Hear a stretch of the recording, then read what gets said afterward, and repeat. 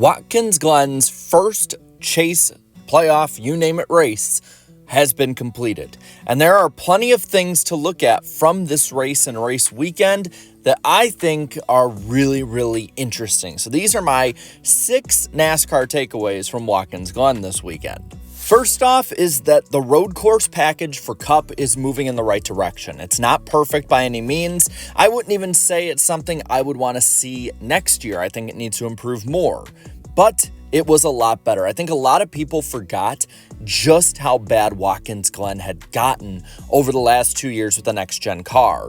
Kind of comparable to Martinsville, to where a kind of good to mediocre, maybe just straight up good race would be seen as amazing by a lot of fans because, well, something happened. And it was difficult to pass, but it did feel like it was easier for a lot of these guys too.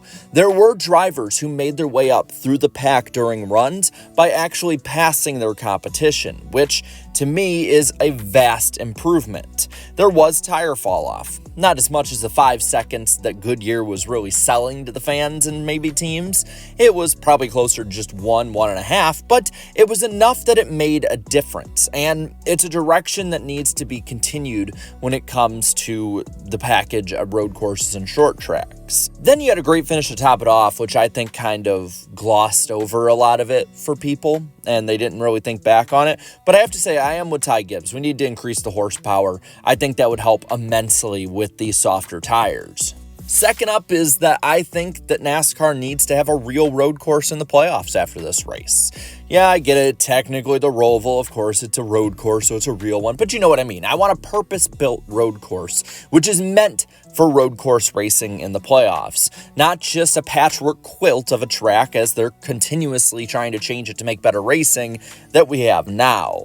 As much dumb stuff that took playoff guys out yesterday happened, as much as there were just things out of their control, which I don't like necessarily in the playoffs, most of the playoff guys yesterday just flat got outran. And there's no way around saying that. The guys up front, like Chris Buescher, like SVG, like Ross Chastain, were the best ones out there. They were the best drivers yesterday. Their teams were the best teams. The Spire team overall, which we'll talk about in a bit, was way better than teams like Hendrick Motorsports and Penske. And you know what? If you're a playoff team and you're complaining about those guys being ahead of you, beat them. Be faster. Do what you're supposed to do. So I don't want to necessarily put that kind of chaotic finishing order over everything and say that, well, you know, because it's chaotic, that's why. No, it's just that it opens the door more. It tests the drivers more, in my opinion, than a Charlotte Roval would. Now, I say you, of course, keep Charlotte's date, but take away the oval, then maybe move out like Gateway or New Hampshire from the playoffs for a road course. And with that, you can open up that oval date for the playoffs in Charlotte, which is, with Kansas, the best racing in NASCAR right now. And I want to have the best racing in NASCAR when the season supposedly is supposed to matter more. Third is that I guarantee SVG will make the 2025 playoffs. And of course, most of you are out there being like, well, duh!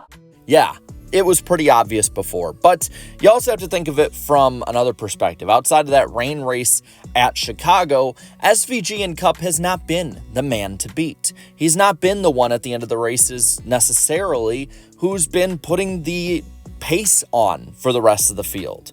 But you look at the way that next year's regular season is after he ran so well at Watkins Glen, after he had the car to beat at Chicago, and after he did all of this in colleague equipment, and 2025 just lines up perfectly for him.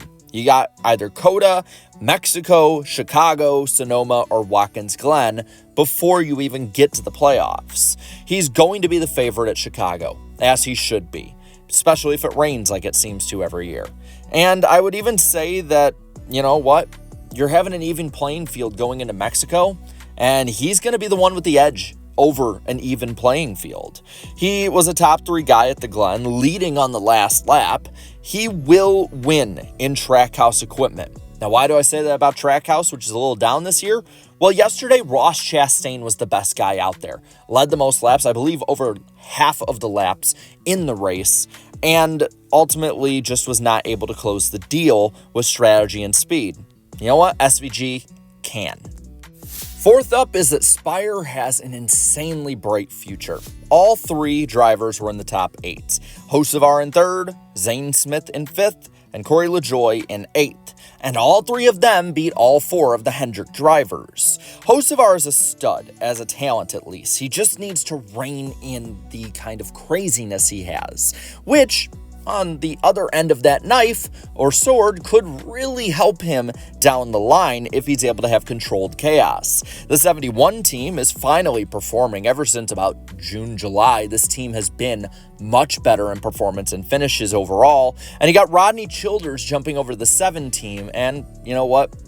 You got Michael McDowell also coming over to Spire as well, which can be a good veteran stable force.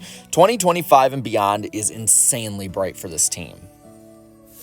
Penultimately, we're going to talk about Connor Zilisch. I think Connor Zilisch is a star in the making. I mean, you just saw what he did in the Xfinity race this past weekend against way better competition than ARCA. You saw that he won the pole in his first COTA start, and ultimately I think maybe the nerves got to him or something, as well as some other issues. But overall, he has the backing of JR Motorsports and Team Trackhouse.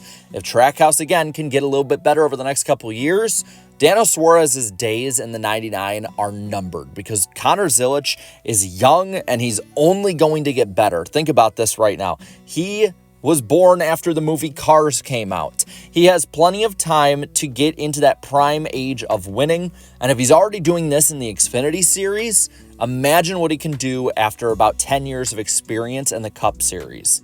And to finish off, we'll talk about the broadcast. And I'm going to say this, Lee Diffie has lifted NBC Sports to a new level. Now, it's not all Lee, but a large amount is. He has been such a breath of fresh air, and you can tell that he puts a lot of effort and work and heart into each week in the broadcast booth, as shown by his call at the finish. Do you know what? If you go back to 2012, a former NASCAR driver by the name of Marcus Ambrose drove to a spectacular victory being hounded by Brad Keselowski.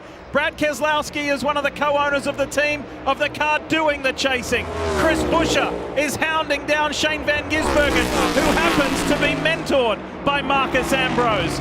Marcus will be back in Australia watching this, and it's shades of Keselowski and Ambrose all over again. Buescher gets on the inside of SVG and says, "You pushed me around earlier, I'm going to give it back." Incredible on this final lap. Van Gisbergen's only got one real shot left at it. Maybe 2. Thinks about it into turn 6. Did Buescher save the best to last? Or has Van Gisbergen got a little payback? He gets wide. He loses it almost. He has to gather it up, but he can't do it. Chris Buescher wins at the Glen in the most spectacular style. And speaking of that call at the finish, NBC's production was on point. Everything from the sound mixing, the crowd noise pumped in, the call, the camera shots, everything about that finish was cinema. I love it. Everything about that finish would remind me back in the day why I fell in love with this sport. And I think that on top of having commercial-free super speedway races, they're on the up and up. I never thought that NBC Sports post Dale Jr. would be this good, but I think it's honestly better than when Jr. was there. And you know what? There's still room for improvement. I mean, just at the road courses alone, I think you should probably just call it like a traditional broadcast rather than radio.